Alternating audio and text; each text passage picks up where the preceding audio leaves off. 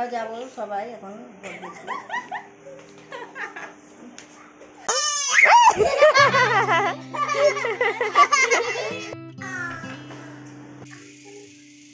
তোমার দিয়েছো, তুমি খাও।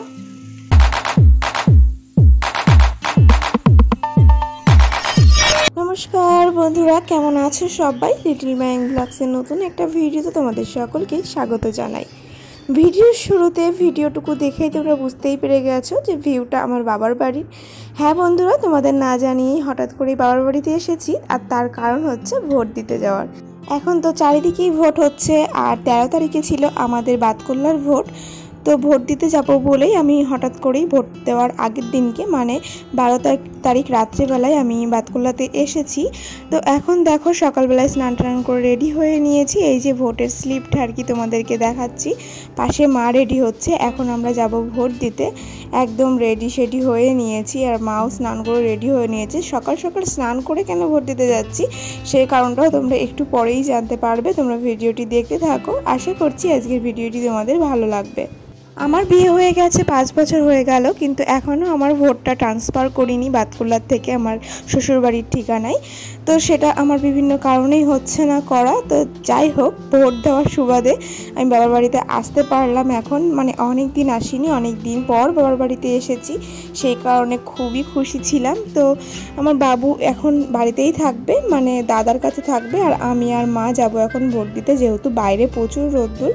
তো বাবুকে ভাবছি যে নিয়ে যাব না, আর ঠাকুমাও যাবে। তো 3 জন যাব একসঙ্গে, আর 3টে স্লিপ নিয়েছি।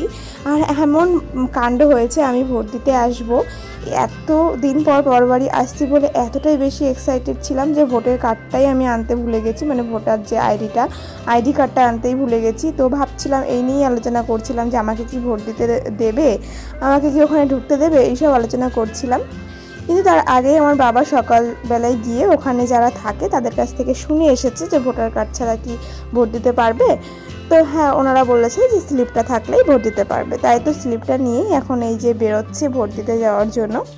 একটু আগেই তোমাদেরকে বলছিলাম যে কেন সকাল সকাল স্নান করে তারপর যাচ্ছি ভোট দিতে, সে কারণটা তোমরা একটু পরেই জানতে পারবে। সেই কারণটা হলো যে আমরা আজকে যাব দিদার সঙ্গে দেখা করতে, মানে আমার দিদার বাড়িতে।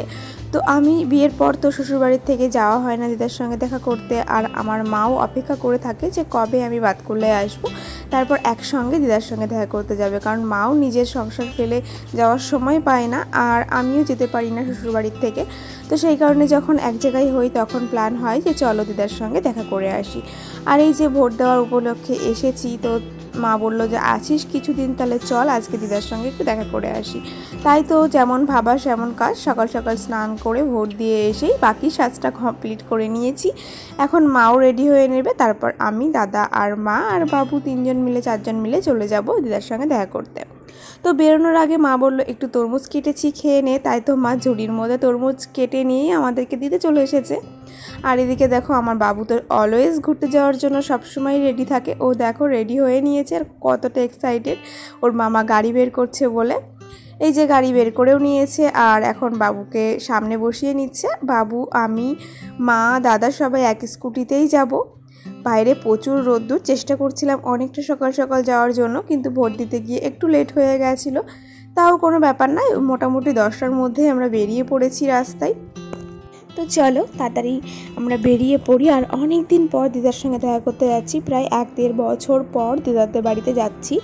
বিয়ে হয়ে গেলে এরকমটাই হয়। অবশ্য বিয়ের আগেও যখন ছোট ছিলাম তখন গিয়ে থেকেছি, কিন্তু যখন একটু বড় হলাম, নিজের পড়াশোনা নিজের টিউশনি করতাম, তো সেই কারণে আর যাওয়া হতো না।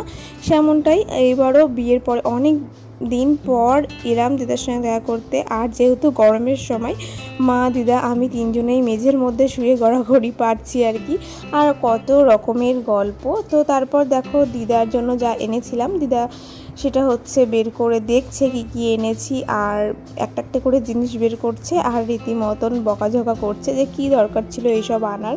তো আমরা এতদিন পর আসছি, খালি হাতে কি আসা যায়, সেই কারণে দিদার জন্য একটু ফল নিয়ে এসেছিলাম, একটু ঠান্ডা নিয়ে এসেছিলাম। দিদার যেহেতু সুগার আছে, দিদা তো মিষ্টি খায় না, তাই মিষ্টি বাদে এই ফল টলগুলো যে সব ফলে একটু মিষ্টি কম সেই সমস্ত ফল আর কি নিয়ে এসেছিলাম। এরপর দেখো দিদা আমাদের দুপুরের খাবার দিয়ে দিয়েছে, তো আমি সবার প্রথম খেতে বসে গেছি। আসলে কি হয়েছে বলো তো, দিদা আমরা আসবো বলে সকাল সকাল রান্না করে নিয়েছে, কিন্তু এই আসছি মানে পথের ওপর একটা মানুষ আসবে বললে যেটা হয় আর কি, তো সেই জন্য দিদা নিজে খায়নি, মানে আমরা যাব তারপরে একসঙ্গে খাবে এরকমটাই আর কি চিন্তা ভাবনা করেছিল।